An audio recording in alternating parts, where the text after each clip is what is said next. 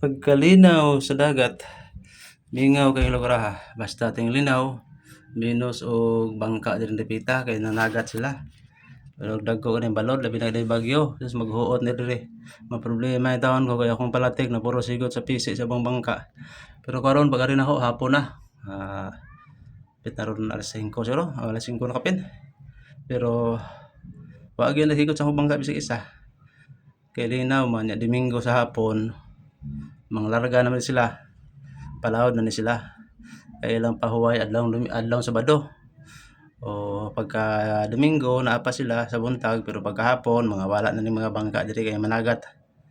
O pang Lunes nila hang tirada mong Domingo pa sa hapon manglargan sila. Mo ni karon mingaw kayo. Oh. Ato tanawon sa may banda diri dipita. Mingaw minus og bangka. Diri dipita sa may pantalan. Na mga lansa. Pero kana mga lansa pang mati na. Naghulat-hulat pa na sila tawag pero kung na sila moabante kay sa karon nga panahon murag minus ang pagkuha sa mati sa net fishing. Ambot ka sa handline fishing kung pagkuha ba ka. Kay ang sa net fishing murag minus daw akong nadunggan. Bisan diri sa Davao Gulf minus pod. Pero kay dool raman minus man sila gamay ra expenses kung diri sila managat. Kina ilang panagat diri. Nagmay raman tag duha ka container abot silang payaw. Mao ni nga bisag minus abante gapon sila kay makakuha sila og unom ka bukag, unom ka tab pataas. Ginansya naman sila na. Mga ning kamot gapon sila bisag mingaw, nanin pa gihapon sila sa karagatan kay dili biya permente. Nay time nga hinay, napoy time nga makatsamba sila pakakuha sila o daghan-daghan. Mao sila kini isa mao pud kapalaran nga akong bangka diri. Standby po na siya kay ang pag-finance may kulang ani.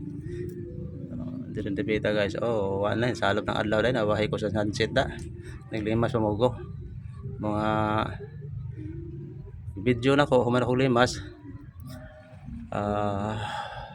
Wala nang adlaw. Di na makita ni salop na. Dahil may gamay ra pag limason di ay habi na ko daghang limason kay sigon sunong ulan pero gamay ra. Pero bisa gamay ra kay wa practice lagi kini idara na ta. Hal-hal kay pungagi bisa gamay rang limason. Pilar daw ka haso-haso. Kaisa ra nako ipahuway. Kaduha nako, kaduha tanan.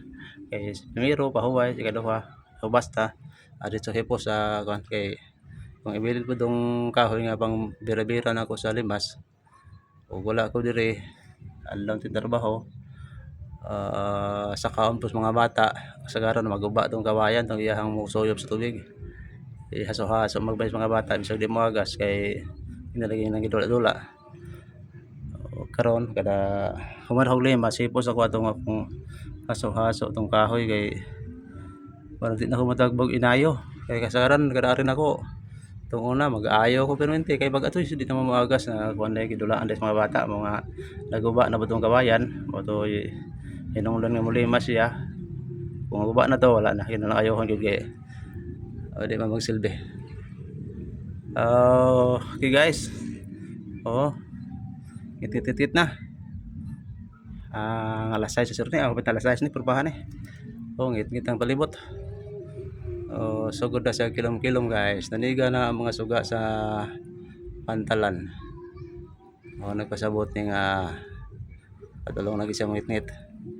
Okay guys, wala to kay manahinay pug pauli kay ngit-ngit na basig binuangan to ako motor ug bilin ako sunahan. Okay guys, thank you for watching.